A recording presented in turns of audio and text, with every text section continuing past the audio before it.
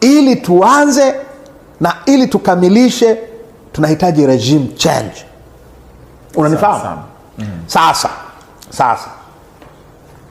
haitaweza, ukiangalia tu hali halisi ilivyo, hakuna regime change. Lakini lazima tuanze pressure, lazima tuanze uhamasishaji ambao hatujawahi kuufanya katika historia ya nchi hii. Bila uhamasishaji ambao hatujawahi kuufanya katika historia ya nchi hii haitawezekana. Ila uchaguzi tutafanya. Nani anayesema? Sisi tumesema no reform no election. Kwa nini tuende kwenye uchaguzi? Nimuulize hivyo kwa sababu umesema kwamba haitawezekana. Haitawezekana. Tutapambana, tutakuwa kwenye uwanja wa katika upambanaji huo.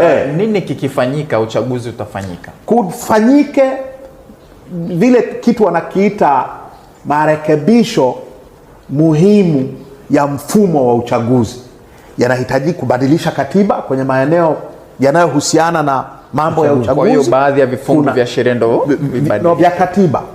vya katiba inahitaji amendment ya katiba kwenye masuala yote yanayohusu uchaguzi, ambalo hilo linawezekana ndani ya muda huo miezi 8. Inahitaji nguvu ya ajabu. Linawezekana kufanyika, linapita kupiganiwa. Msipojaribu haitawezekana, inabidi muingie field. Kwa hiyo kama hatua labda zikianza kwa muda huu ambao mtakuwa mnajipanga na uchaguzi mtafanya, mtashiriki? Hapana, hatuwezi tukaenda kwenye uchaguzi na utaratibu wa aina hii.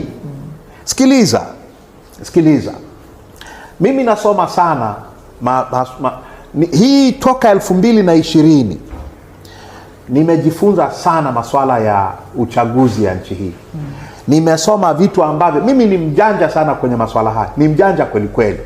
Nilikuwa nadhani nayafahamu, lakini hii miaka 4 hii nimejifunza juu ya mambo ya uchaguzi ambayo nilikuwa siyafahamu kabisa. Kila mahali pameharibika, hakuna sehemu hata moja ambayo ina afadhali. Unanifahamu?